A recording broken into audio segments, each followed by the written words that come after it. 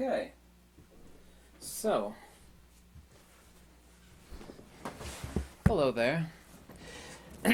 We all know how horrible and what liars the media is, and will be. And I thought I'd actually bring some facts and logic about Ukraine. Yeah, and before I state this, I have to make a couple disclaimers because people always assume something completely contrary to what you actually said. I don't care if people hate me or they talk about how fat or bald I am or tattooed. Don't say stuff that I didn't actually say, and certainly so didn't imply. Okay? I've got Ukrainian friends, I've got Russian friends. I'm a former Russo-Angliysky переводчик, Russian English translator. I lived in Russia for a good long time. I lived in Leningrad, which is now St. Petersburg, lived in Moscow, and a long time in a city called Vladimir, 130 kilometers на север с Москвы, just northeast of Moscow. Okay? This is the stuff that the news media is not telling you about in Ukraine. And, you know, I'm not interested in taking sides, and that doesn't mean I don't stand with the people that are, losing their lives in Ukraine. I just mean that there's just so much misinformation and garbage out there. Maybe for a change, just possibly for a change, someone could state some facts without sticking their nose in it. Huh? That's the only thing I mean by that, okay? I can see what's going on, the same thing as anybody else with two eyes can see, okay? So that's the only reason I say that. And by the way, I'm going to leave the very best for the middle of this video. This video is not monetized. It means I don't make a single penny off of it. You'll find some of this information really fascinating, yes? Now, a few of these things are speculation, but one of the big secrets is buried right here in the middle of this video, somewhere, okay? I just wanted to mention a few other things first before getting to that, about what's driving this influence, a lot of the things that people are assuming about Ukraine. And by the way, been to Ukraine several times. Most beautiful place I've ever seen in my life is in Ukraine, okay? I'm not in favor of anybody losing their lives, outside of natural order, or someone gets old and dies of old age. That's just the world that we live in. It's full of primordial ignorance and suffering. So let's just get to the facts and try to stick to the facts, right? By the way, I've known this ever since the breakup of the former Soviet Union, Союз Советских Социалистических Республик, yeah, for those of you that speak Russian, that somehow, some way, which means I've known for 30 years, yeah, because I know the Russians and I know what they want and don't want and their ambitions, that somehow Russia was going to get Ukraine back. This idea that, and I've heard tons of this all over the place. Yeah, some of it's Russian propaganda, other people or European people that will leave comments to me, or I'll see this stuff. They just think like, NATO is some, giant demon, and I don't care what anybody thinks about NATO one way or the other, but you need to stop believing the NATO fear nonsense. Like I said, Russia has wanted Ukraine back ever since the breakup of the Soviet Union. Russia has a couple borders with NATO countries, and the notion that, Russia or the Kremlin is somehow, afraid or of NATO is ridiculous. Let's assume, for the sake of conversation, that Russia were to completely acquire and it get reabsorbed, back into the Borg collective of Russia, collectively. So you have Russo-Ukrainia, yeah. That means that Russia's new borders will have a lot more NATO countries right on the edge of it. So let's just, address the logic here of that, which is nonsense and a total lie spread by a lot of different sources. Some of it's Russian propaganda. Oh, yeah, the reason why they're going after Ukraine is can't let them become a NATO country. Well, let's say Russia takes over Ukraine completely, which is extremely likely, like about 99.99%. That means that Russia, formerly Ukraine, all of it now it's Russia, has tons more NATO exposure on its borders. So the logic doesn't work there whatsoever. Here's another fact. Actually, this is speculation on my part, but it's sure to be a fact, is that more than half, if not 75% plus, of this incredible strong arming against Russia, part of it anyway, the other part of it I'll mention here in a second, is to scare China away from taking back Taiwan. A lot of people, Europeans especially, most Americans too, forget the fact that China cannot, pay the electricity, if you will, without, us greedy Americans buying their stuff. Yeah, it's this symbiotic relationship between China and the United States. So the notion, and I know I can't, of course, express it fully what the relationship between China and Russia is, but they've made an agreement on this beforehand. Is that speculation? But everybody that actually knows what's going on knows that that's the case. And I'm getting to the facts of something really, really important here. If you just bear with me for a couple more seconds. By the way, what's going on right now with us sending all of this exotic tooling and equipment, vis-a-vis javelins and stingers and whatnot, is that the West is waging another proxy conflict with Russia, just like we did back in Afghanistan. They've even made a movie about this, true story. It's called Charlie Wilson's War. You might want to watch it. Anyway, it's about how we actually broke up the Soviet Union by breaking them, literally financially breaking them, by sending a lot of really exotic stuff, even back then. There were stingers given to the Afghanis to take down Hind helicopters and jets and on and on and on. So we're doing the same thing now, United States, or the West is, as we did back in Afghanistan. It's not my opinion, this is a cold hard fact. I'm not taking a position on that, just talking about the facts here. Here's something that's really, really important. And this is the main point of this video. Nobody out there is talking about this fact. I don't know if you know who this person is. As someone who's a metaphysician and philosopher, written countless articles on philosophy and metaphysics, Putin's main man is a philosopher called Alexander Dugin. Alexander Dugin, you could read about him, look him up. Alexander Dugin, anyway.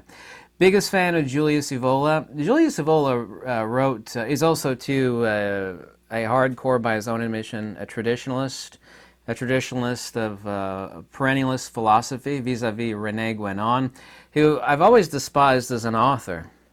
Not that René Guénon was hostile in any way in the stuff that he wrote. Julius Evola was. Julius Evola, has a really dark side and a really bright side. The bright side of Julius Evola is he was highly, highly intelligent. Brilliant philosopher who wrote some really, really awesome stuff. The dark side of Julius Evola is that he wrote a lot about, let's be gentle here, things in favor of, fascism. He's just very, very, very supportive, and he took a lot of radical political positions. I was never interested in the politics that Julius Evola wrote about. I recommended Julius Evola as an author, but I said stay away from where he starts talking about politics. Anyway, Alexander Dugin, who's the chief counsel to Vladimir Putin, this is not my opinion, this is a fact, hardcore, undeniable fact, and nobody on the news media is reporting this, and I'm not taking a position on this one way or another, I'm stating this as a fact. Anyway, Alexander Dugin is in the traditionalist school of René Guénon. René Guénon, and I actually have a connection to this, oddly enough, not to Julius Evola, but to the teacher of René Guénon. René Guénon was basically, I'll be very blunt, and I'm never a fan of René Guénon's writings, a suck-up to Dr. Ananda Kitish Kumaraswamy. Kumaraswamy knew 27 languages. He wrote dozens and dozens and dozens of books, hundreds and hundreds of articles. His son was Ramapi Kumaraswamy. He was a cardiac surgeon here in America. René Guénon was actually on the stamp of India. Yeah? Anyway, Kumaraswamy came to America. His son was Ramapi Kumaraswamy. I was friends with Ramapi Kumaraswamy. Anyway, René Guénon actually changed the stuff that he wrote about and agreed with everything that Kumaraswamy wrote. So let's just follow this train of logic and get to some important points here, and I'll make a couple of quotes. Vladimir Putin's main advisor on what to do, what not to do, especially involving Crimea, especially involving Ukraine, I'm going to give a couple quotes here in a second, was Alexander Dugin. Alexander Dugin's big fanboy crush was René Guénon, but René Guénon is not a smart guy. I have translated from the French. Basically, every primary, his book on symbolism is like the worst I've ever been through. It's just bad, and it's just incorrect on so many stuff. Anyway, Rene Guénon's Secret Squeeze, who he got, everything intelligent he ever wrote, was from Ananda Kitir's doctor, Ananda Kitir Kumaraswamy, whose son was Ramapi Kumaraswamy, who I was friends with, oddly enough, yes. And I was actually given the rights to Ananda Kitir Kumaraswamy's works. I was told by Ramapi, A.K. Kumaraswamy's son, as long as you give him out for free and never charge for him, he gave me the rights to his father's works. So isn't that a weird connection? Isn't that neat? So I have this... Anyway, but let's get to the facts here. Anyway, Dugin represents the War Party, a division of leadership over Ukraine. Dugin stated he was disappointed. Blah, blah, blah. He stated that Putin did not aid the pre-Russian insurgents in Ukraine. In August 2014, Dugin called for an eradication of Ukrainian identity in 2014. He was actually kicked out of the college and one other place where he was preeminent because he said all this anti-Ukrainian. This is the guy that's advising Putin. Okay, look him up. Alexander Dugin is a philosopher. Hardcore, far to the right, war party, literally war party philosopher. He's basically like the Rush. He really, really is. Brilliant man with all this dark side politics stuff, which I don't touch politics, okay? I don't care what anybody thinks about politics, don't care. He's the Russian version of Julius Evola. Brilliant, intelligent, erudite, articulate, yet has this really dark side. It delves too much into, because metaphysics and politics are really like this, but there are certain people that I have two sides of them. They're really brilliant philosophers or metaphysicians, and they have this nasty political side, like Julius Evola did, like, Alexander Dugin, maybe some other quotes. There's all sorts of quotes from him. His anti-Ukrainian spew, blah, blah, blah, blah, blah. He considered the war between Russia and Ukraine to be inevitable, and he appealed for Putin to start to intervene in the war on Donbass. Russian Renaissance can only stop by Kiev. There's this manifest. How Americans had this idea of manifest destiny. Russians also, too, have this Renaissance view of Russian manifest destiny, and it involves Ukraine. Pro-DPR.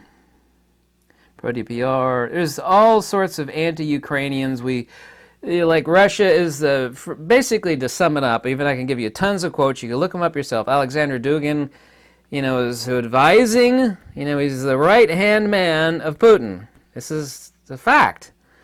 And from his position, the Russians are like the Borg, and they are going to, no ifs, ands, or buts, going to re-assimilate Ukraine back into the Russian Borg collective. This NATO fear-mongering stuff that you keep reading on the news is lies. It's filth, it's trash, it's lies, it's nonsense, it's laughable. You're like, oh my God, Russia's afraid of NATO, and that's why they went in. That's just such a lie. Nobody, I don't know of any country or anybody that's actually afraid of NATO. They're just not. They're kind of, like, hey, what's up? Kind of weak and spineless, kind of like the UN really is. Once again, I hate politics. I hate the fact that this kind of had a bit of politics through it. I don't want to touch politics. Anyway,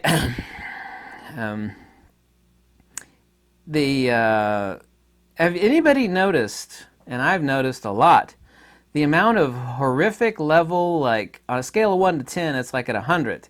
The level of warmongering that's going on. Everybody kind of associates the right. I'm not on the right or the left, by the way, okay? Everybody associates the warmongering, the people that beat the drums of war with the right. 99.9% of the warmongering is going on by the left. The left is like, unless you're totally for, arming the hell out of Ukraine. Like a year ago, most Americans never even heard of Ukraine, much less where the heck it was. Like I said, I've been to Ukraine a few times. The left is just obnoxious off the scale level of warmongering. I don't know if you know this or not, but whatever anybody thinks about Russia, one way or the other, they have an enormous amount of nukes, an enormous amount. I kind of find it funny that some people have been recently commenting. It's like, nukes don't actually exist. It's like, what? What? What? And he's like, yeah, it's a good thing nukes don't exist. Like, they're actually being serious. I find that really, really funny, by the way. Funny, not in a good ha-ha funny, but funny as in, woo! Where'd you get your education at? So this NATO stuff is completely nonsense. A lot of this stuff is not so much against what Russia is doing, because America did nothing in 2014 when Russia rolled hard on Crimea. Nothing. Putin did, a few incursions in a few different places, did, drastic things, and America's like, yeah, okay, whatever. But all of a sudden, this is nothing other than a proxy war designed against Russia, exactly like it was in Afghanistan. And Afghanistan, by the way, was payback, if you will, for what Russia did in Vietnam, because Vietnam was armed by the Soviet Union, бывшего Советского Союза. So there's something else really important on this. The warmongering on the left is completely off the spectrum. It's ridiculous. I mean, it's crazy. It's completely crazy. Unbelievable levels of it. If you're not here in the United States, let me tell you the sort of, and we've been hearing this now for years. Russia's stuck its finger in American politics. Russia, this is just ridiculous. I've known that was complete nonsense all along. Hillary, excuse me, a little cough, a little bit of frog in my throat there. Hillary, there we go. Yeah, the Russians. We actually do PSYOP stuff on Russia. Russia does the same stuff on us. So none of that is new. That's just spy ops and covert ops. Both countries do it to each other. And anyway, you need to look up this gentleman, Alexander Dugin. He is the right-hand guy that whispers in Putin's ear. No, this is not a Putin doll. It's supposed to be Tesla. Whispers in both ears of the El Presidente of Russia. I'm not taking a position on this one way or another. I'm stating a fact. That is his bro. That's the guy, because this has been going on for well over a decade. We're going to get Ukraine back. Let me quote Dugin again. Called for the eradication of Ukrainian identity. Now, there's like this Borg collective. We are going to reassimilate Ukraine back into the Russian collective. You are going to be one. We are Borg. Pretty good analogy, right? The Russian Renaissance can only stop by Kiev. This is Dugin again. This is the head dude whispering in his ear there at the Kremlin. Regular contact with pro-Russian separatist insurgents, on and on and on and on and on. There's just a laundry list of quotes miles long from this, and a lot of it is about Ukraine.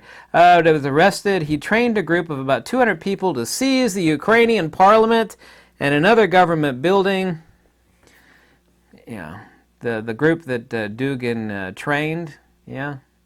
This is not like propaganda. This is fact, so... there's even videos, even on YouTube, of him, Dugin, saying these things. So it's not like, it's propaganda. It's like, no. It's well-established, hardcore fact. I don't know which numbers to believe. They're probably very close. The number of those that have lost their lives on the side of Russia and the horrible tragedy of those that lost their lives on the side of Ukraine. I'm on, I know who did what to who, right? Okay? You could argue about that all day long. I don't care if they're Russian or Ukrainian, and no little bitty, know what women and children especially, especially that are fleeing for their lives need to lose their lives in the middle of the street. I don't care whose side you're on. I'm not interested in either side. It's like I don't care if they're Russian or Ukrainian, somebody fleeing for their life with a suitcase, dying on the sidewalk, especially little ones. I mean, it's just absolutely horrible. If you don't agree, then there's something horribly wrong with you, and that's a fact. So, I just wanted to present the stuff here because this is the stuff none of the news media is talking about, so... But there is a weird connection there. The guy that whispers in Putin's ear, follow me here, is Alexander Dugin. Alexander Dugin was directly inspired by Julius Evola, but primarily by René Guénon. René Guénon's writings are unintelligent, yet innocent. Like 99% innocent. But René Guénon was the goof, the unintelligent one who took everything good that he said stolen from, really, Dr. A.K. Kumaraswamy. Dr. A.K. Kumaraswamy's son was Raman P. Kumaraswamy. I was the friend of Raman P. Kumaraswamy who gave me the rights to his father's works, Dr. A.K.C. Isn't that weird? Is this short chain of connection there? You know, as a metaphysician and a philosopher, and a traditionalist to the Sophia Perennis. All these people that are bigwigs, they have people that whisper in their ear that never ever make the news. Not only whisper in the ear, is the little voice inside their head. And that is the person that is the, whispering in both ears and the voice inside of his head. Yeah. Call for the eradication of Ukrainian identity. His quote from Dugin. From Dugin's mouth to El Presidente's ears. You know who I'm talking about without saying his name, so... There you go. There's some facts about Ukraine that you didn't know, and you definitely didn't see on any of the filthy, lying news media channels, and they are liars. Not everything they say is a lie, but a whole lot of it is. This notion about NATO is laughable. Nobody's afraid of NATO, especially the Russians. It's just complete ridiculous. Oh, you went in there because of NATO. Total lie, total nonsense. It's actually so nonsensical to me, it just makes me want to laugh my butt off. It's just ridiculously laughable. It's just so crazy. NATO! They've actually been using NATO, and Putin has said this in a few interviews and whatnot. NATO encroached, blah, blah, blah. He's never afraid of NATO. Hell or high water, Russia, i.e. the Kremlin, they were going to... As is evidenced right now, going to get Ukraine back into the fold, Borg assimilation, and that has not a single freaking thing to do with NATO. Fear of or hatred for, that is a lie. It's a lie. It's a big old lie. It's just a flat out lie. You can disagree with me all you want, but you'll be wrong on that fact, because I do know a good bit more about the Russians and the Ukrainians than you do, unless of course you're Russian or Ukrainian. I've never even heard from a single Ukrainian that even said that, hey, he came after us because of fear of NATO. It's just ridiculous. Not a single Ukrainian has ever even hinted at something that ridiculous. So anyway, there you go. There's some facts for a change, in complete opposition to the nonsense that we've been seeing on the news. And by news, I mean liars. Yeah, thank you.